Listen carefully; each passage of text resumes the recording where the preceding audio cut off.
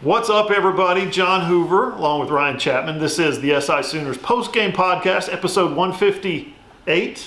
Nailed it. 158.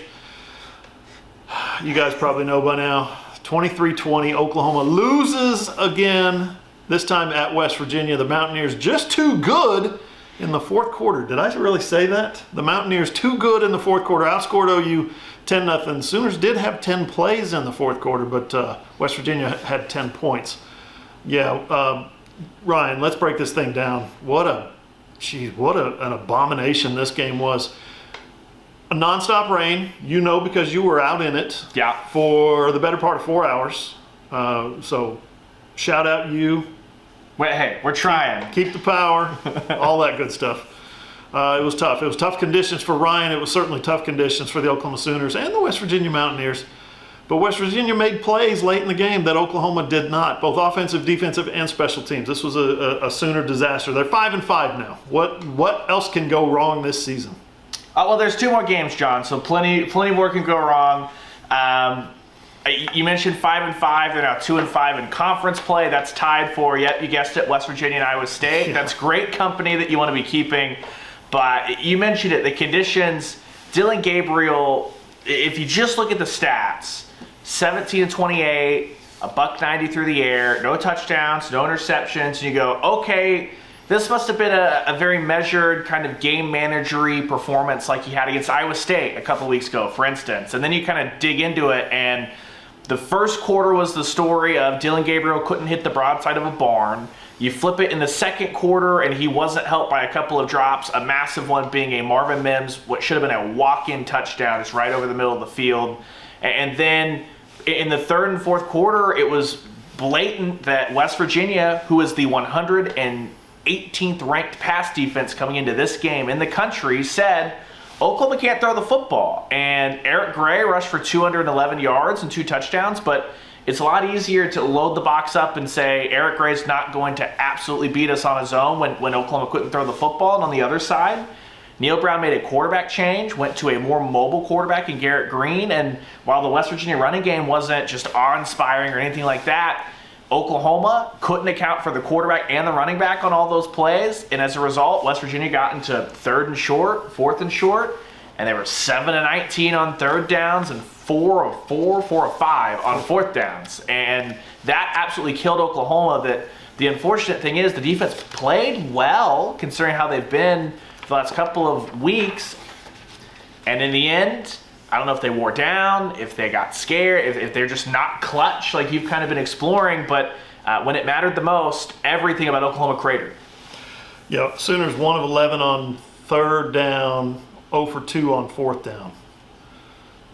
That's not going to get it done in any realm. When you're giving up that many third down and fourth down conversions, including including some sneaky play by the backup quarterback, Garrett Green, who was just elusive. He was the second coming of Adrian Martinez. Well, this won't go down as a touchdown, but the play that got West Virginia down to the 2-yard line, he turned the wrong way. Like he had the run play wrong, and he said, "Oh, I'm just going to start scrambling," and he just bobs and weaves with the OU defense.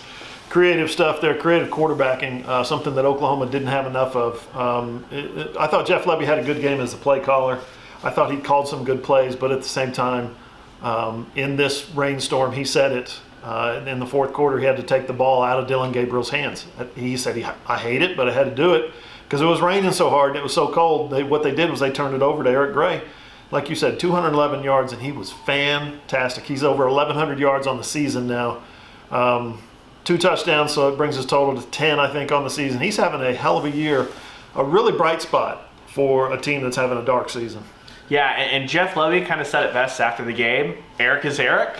But he went on to also say that he's been fantastic all year long, and he just feels bad that Eric can't enjoy it because of what you're seeing here, 5-5, 2-5 in Big 12 play. And oh, by the way, the first loss to West Virginia since the Mountaineers entered the Big 12 Conference. So Eric Gray has been the lone bright spot, and even guys that have been really good but not really talked about because Oklahoma's losing games. People that fall into that category are guys like kickers, like Zach Schmidt, who goes for a touchdown in Ames. Today, bonks one field goal off the uprights, well short on another, shanks a kickoff. Then when he did kick it off, there was another busted coverage on a kickoff, like Brent Venables talked about this last Tuesday. Busted coverage, but he kicked it short. He caught it at like the 8-yard line. You got to put that one in the end zone.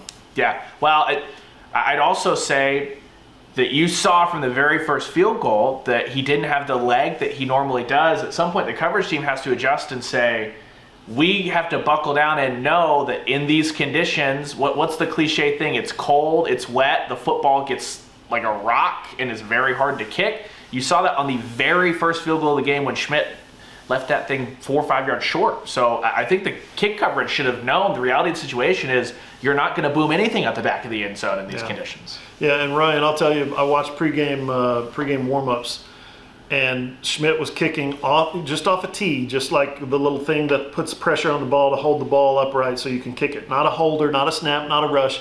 He was just running up to the ball and kicking it 54 yards, and it was coming up short. It was landing in the end zone. So when they lined up to kick it from 54, I said, what is Brent Venables doing? Did he not have anybody out here watching pregame warm-ups? 54 yards is too far for Zach Schmidt. Now, as Brent said, the 46-yarder, he hit it halfway up the upright, so that tells you, as Brent said in the postgame, he had plenty of leg. That's a variable, though, in the wind, into the wind, into the rain. That's a variable. Yes, the further away you get, the smaller that box becomes. You know this. You played soccer. Yeah. The angles become a little tighter. So I just think there's so many variables on a day like today that, yeah, he did have plenty of leg. He missed it because it's so far away. It's 46 yards into the wind, into the rain. So 4th and 3 is what that was. Venables could have absolutely gone for it, but he explained why he didn't. He said, given all that went wrong throughout the day, I didn't feel good about converting that 4th down right there. So you can't kind of blame him right there. That's the weird thing is that in a normal season, a normal game, we would take that decision to not go for it and put it under not just a microscope, John. We'd be looking at it with a telescope because it would have been so magnified. But especially when you turn around and that gives West Virginia the ball with about 6.5 minutes left, and they used every single second of that. Yeah. But the fact that Dylan Gabriel was so just up and down, but mostly down in these conditions where Jeff Lebby had admitted, like we talked about after the game, that he had taken the ball out of his hands, that would have been a run play on 4th and 3. Yep. Oklahoma was not reliably in the fourth quarter picking up any kind of yardage, much less that. And the other aspect of it, too, is the undisciplined plays. Those reared their ugly head yet again. There was a 4th and 1 in the second quarter, I believe. It was the second or third quarters. It was coming at me from the south end zone. Apologies. That's how I keep track of these things down there. But, and you had a guy jump up for a false start, which then put Gabriel in a 4th and 6 that he didn't even get close to converting. Right. So yeah. I think that was Savion Byrd. I think it was Rame that was flagged for it, but it was Savion Byrd who did the twitch. Yeah, it was the right guard. Whoever was lined up at right guard on that play.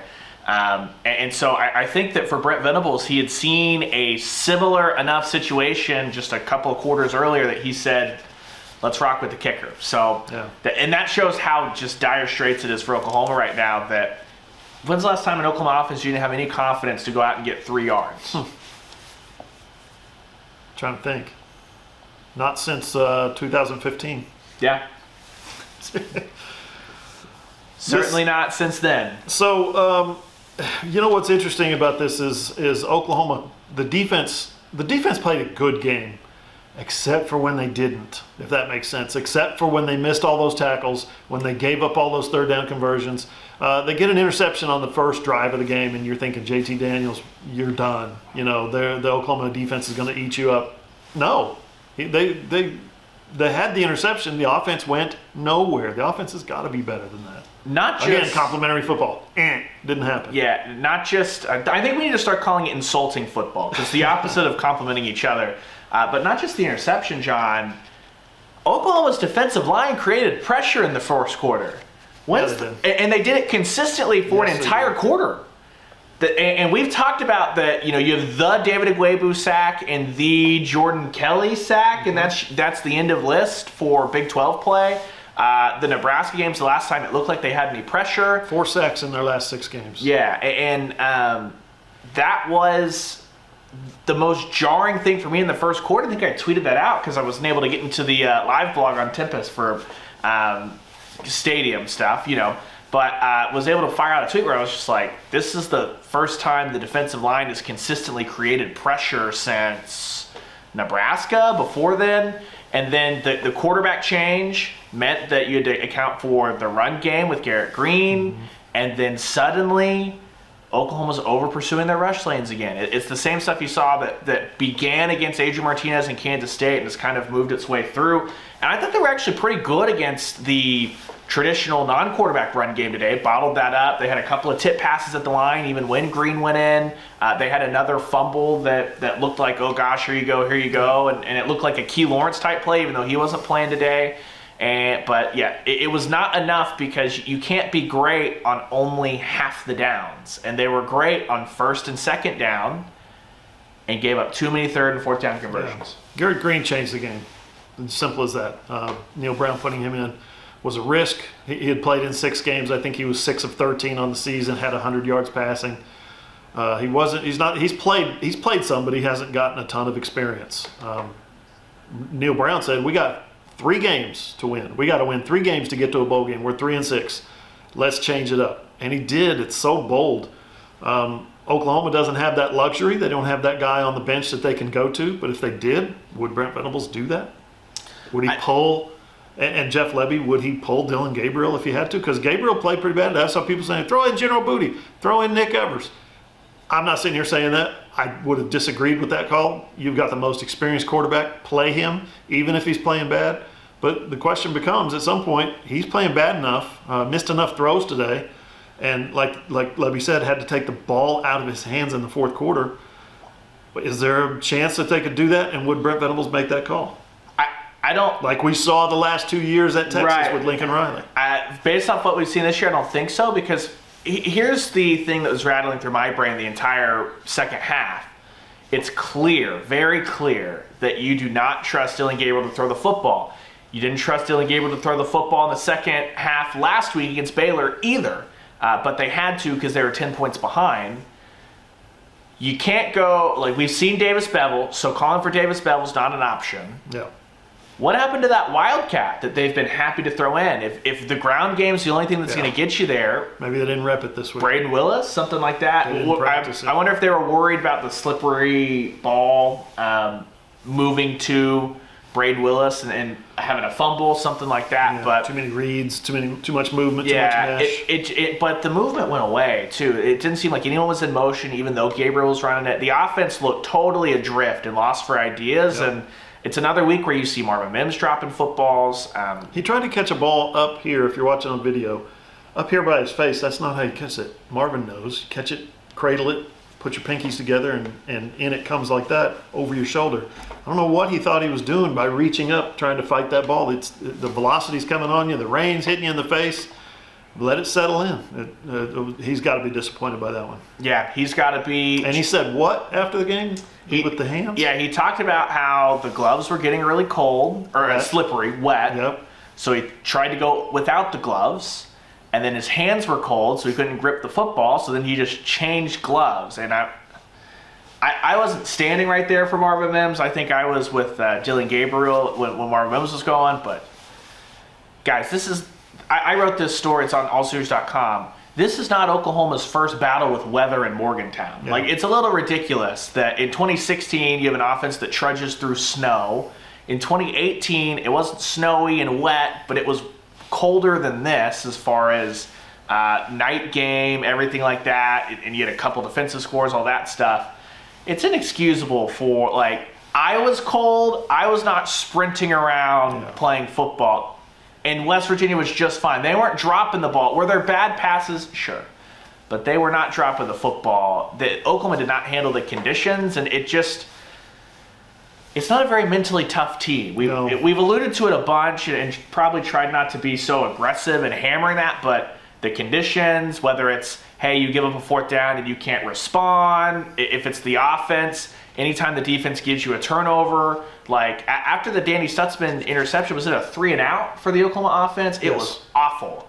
Awful. There's no carrying momentum, taking momentum. It's a very mentally weak football team based off the results that we're seeing week in, week out. They've been that way all through conference play. And I think that's about the only way you can square that. They led 10-0 off the jump. They led 12-6 after Billy Bowman scoops up that botched kick. RJ Robert Spears Jennings, runs into the kicker, rams himself into the kicker, and dislodges the ball. Yeah, I love how he plays. He plays 100 miles an hour, RJ does. But it's 12-6, and you're going into halftime, and everything's looking good. You've just given up a touchdown at the end of the half, but then you come out and give up a touchdown at the beginning of the third quarter. It's all of a sudden you're down 13, but you get up in 20-13, and you're thinking, okay. About 4 times in this game, you thought, okay, here's where Oklahoma's creating separation. Here's where Oklahoma is getting a little bit of distance between themselves and West Virginia. And it never really materialized because they never could deliver that knockout punch, that last blow to create that separation. Yeah, and that was on the offense for not being able to move. I think that was also credit to Garrett Green for coming in. They had a good drive coming out of the half. Also, though, taking credit off of Oklahoma's plate, when Oklahoma took control for that little portion in the first half, do you remember what happened? Neil Brown went back to JT Daniels for another drive or two. After the Garrett Green spark, it went poorly. Green comes back in, leads West Virginia down the field, and finally Neil Brown says, never mind, screw it, and I'm just going to roll with Garrett Green the rest of the way. And that's the last time that Oklahoma had any control. It wasn't like West Virginia was just overwhelming or anything like that, but it was a dogfight from there on out. And I think that the crowd was a huge part of that. I don't know if you noticed this, John, but on the field, every time JT Daniels came back into the game, groans. Groans, boos, all of it. Wow. When I in the first and fourth quarter, when I was in the north end zone, there was a guy that was like, nothing short. Every single snap, tired of the dink and dunk and dink and dunk. This was not a packed West Virginia crowd. It wasn't an especially lively West Virginia crowd at kickoff.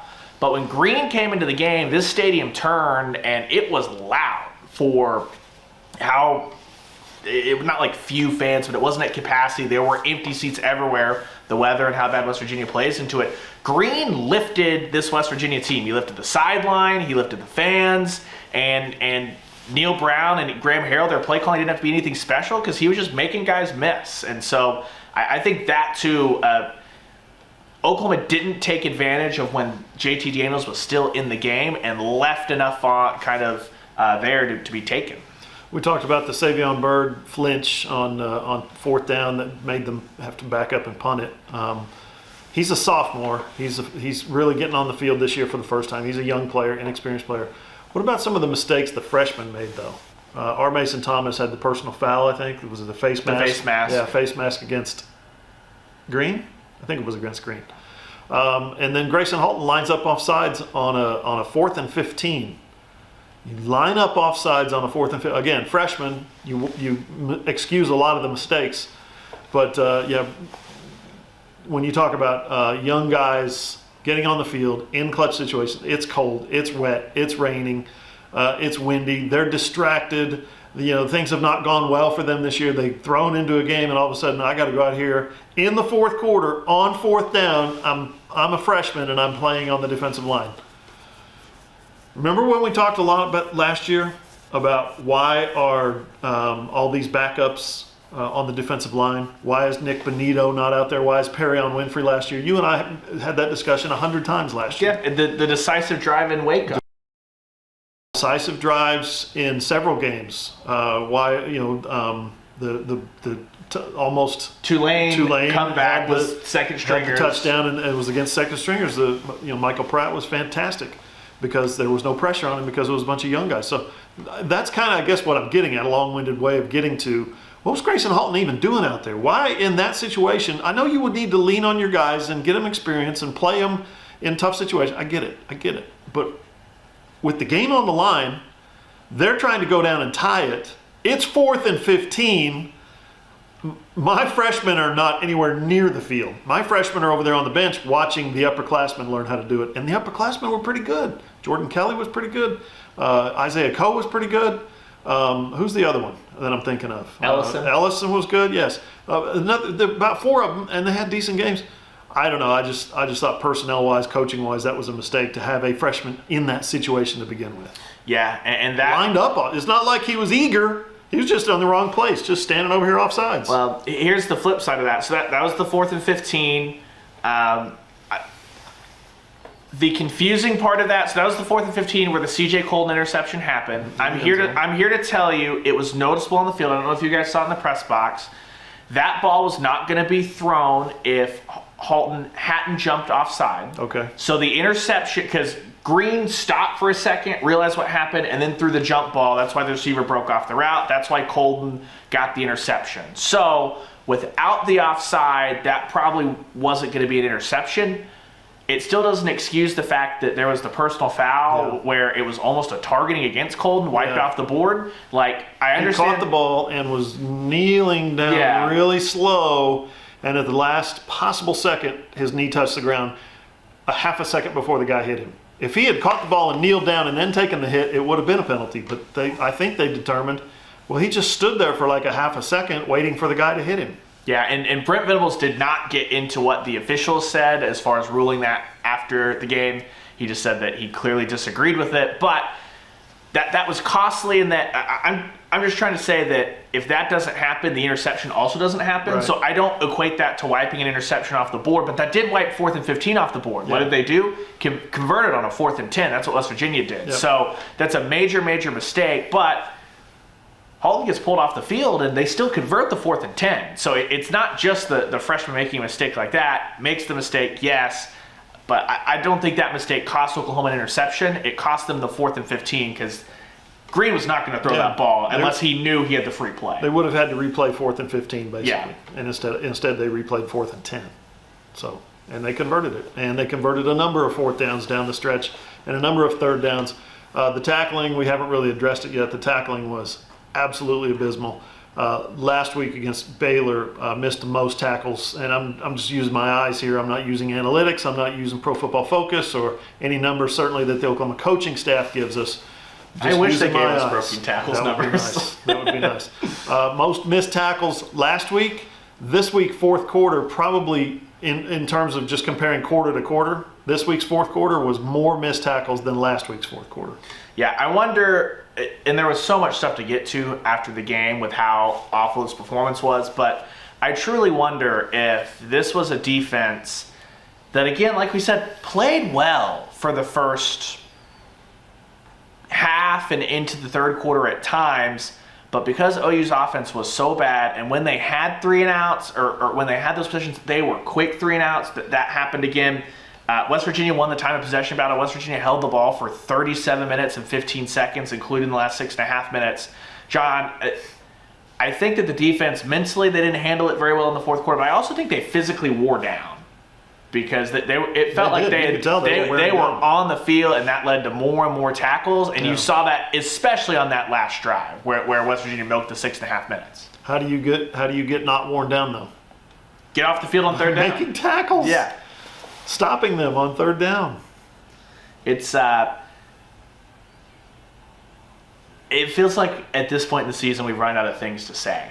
It kind of does. 2 games left to play. 2 games left to play, but the tackling issues, the inability to stop the run. Yeah. Welcome to Kansas State, TCU, and Baylor. Mm-hmm. The offense being totally inept at time. Now, it was a different manner, but welcome to the first quarter and a half against TCU. Welcome to the Texas game. Welcome to West Virginia. Like, not only that, Kent State. Yeah, Kent State, first half. Right? The whole first half. You want to talk about finally seizing momentum and then having really bad kick coverage and giving all that momentum back and setting a team up to go score a touchdown. And welcome to Kansas State. Like, every single mistake that we saw today is something that we have seen at various points during the year. Yeah. They just took every single bad part. It wasn't as bad as Texas offensively because they could actually run the offense. Sure. So take that game out of it. But all of their other losses, it was like a greatest hits. Yeah, greatest hits all in one game. If you just want to watch one game to describe Oklahoma football this season, roll out the tape against this terrible West Virginia team. Yeah, it was. That's exactly what I was thinking, and I wrote that in one of my stories. The greatest hits. It was the not being able to make clutch plays in the fourth quarter when in winning time. When you're up by 7 or when the game's tied and you need to stop to get the ball back and you give up a 6.5-minute drive over the final 6.5 minutes of the game, that'll get you beat. This team, Ryan, they're 5-5. We know they've clinched a losing record in conference play. They will not have a winning record in Big 12 conference play. If they win their last 2, they'll be 4-5. Can they win their last 2? Can they win one of those 2 and finish 6-6 and get to a bowl game? They're 5-5 right now, and every opportunity is ahead of them to go 5-7. The argument of can they win them? Sure, because this game, the Baylor game, the Kansas State game, all of those were okay. If you change a couple of things here or there, you win the game. Here's the problem. In the West Virginia game, in the Baylor game, in the Kansas State game, Oklahoma was 3 or 4 plays here or there. Brent Venables called it winning plays last week, and they consistently have shown us they don't make winning plays. They don't play winning football. And you and I did not get to watch the Oklahoma State game as again, we haven't left the stadium yet. But if Spencer Sanders is playing, they're not beating Oklahoma State. Nope. If Spencer Sanders is playing and is somewhat just 50% of what he normally is when healthy, they're not winning that game. And you're telling me that you want this team with all their expectations to go to Lubbock where a bowl in year 1, I know that looks like it's basically the same thing based off where they were last year, but with all the energy and McGuire and all that, and Lubbock being a madhouse, and that being Texas Tech's first time to host OU. The West Virginia students almost forgot to chant SEC. They almost forgot to chant SEC, but they did. They got it in. It was like right before the field goal, that last time out, they're like, wait! We have one more chant still in the holster. It'll be Lubbock's turn. Lubbock won't forget. That's a madhouse. Those are insane people. They're not the salt of the earth West Virginians. They are ready to toss some tortillas, some batteries, and some L's in Oklahoma and Lubbock. Based on what we saw today, I am not picking Oklahoma to go to a bowl game. I'm picking them to go 5-7. Well, it's not going to be monsoon season in Norman next week. But it might be in West Texas, so you never know. Any amount of wind, though, Dylan Gabriel's results last week in wind gusts versus this week in just a steady haze over West Virginia were the same. 5-5.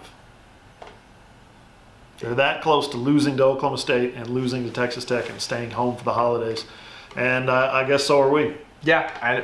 This wasn't a 1998 bingo card. That's become the trivia lesson for everything left, right, and center, right? Because obviously you didn't play West Virginia in '98, but like we said, it's the first time since the Fiesta Bowl that West Virginia has beaten Oklahoma. It finally happened. You wondered if Oklahoma was going to go through this entire decade and get through without West Virginia, and this is the worst West Virginia team they have played in that span. I don't think it's close. That's right. And there have been some West Virginia teams as they've been up and down. To come in here and lose to the worst one, it's a disaster for Brent Venables in year 1. It's unmitigated disaster. Neil Brown coaching for his job, most likely, very much on the hot seat. I don't think he's going to get off the hot seat, if that makes sense. I don't think there's reason to believe that this West Virginia team is going to win their last 2 games. I don't even have in front of me who they're playing. They've got K-State and Oklahoma State. Yeah, no, they're not going to beat those 2 teams. So and OSU's on the road. K-State here for senior day next week. OU will finish having lost to the last place team in the Big 12 Conference, meaning Oklahoma is the last place team in the Big 12 Conference. It's mind-blowing how far things have fallen. You got players like Nick Bonito tweeting during the game, if y'all think this is the coach's fault, you're kidding yourself. Other players are also sounding off, former players sounding off as well. It's not a pretty picture in Norman. Lot to complain about. We're going to wrap it up. We're going to head home. We're going to head to the Pittsburgh Fairfield, and then we're going to drive to the Pittsburgh airport a few hours later. We got a 5 a.m. flight, a 6 a.m. flight, so we're going to get out of here, and we're going to leave it with you guys. Be sure and get to AllSooners.com where you're going to catch all the post-game videos, stories, opinions. The live blog was on fire today. Sorry you missed it. You were down on the field. I think that after about the first quarter, it was a combination of I was having trouble getting into it, and then it was so rainy that like you had the option of I could either get plays or it was going to take 5 minutes to re-waterproof everything just to get the camera back up and running. Yeah, wasn't worth it. Mess. Not for this game. But hey, it was a good trip to Morgantown. Ryan's first trip to Pennsylvania. Ryan's first trip to West Virginia. So we had a good time, except for the game. The game itself Correct. was absolutely miserable. It was miserable covering it. It was miserable being out there in the conditions. I just feel bad for whoever's next to me on my flight tomorrow because I will still be damp. Not good. Well, we'll be back with you guys. We'll have coverage throughout the weekend, obviously. We'll be back with you guys on Monday from Norman as we hear from Jeff Levy and Ted Roof.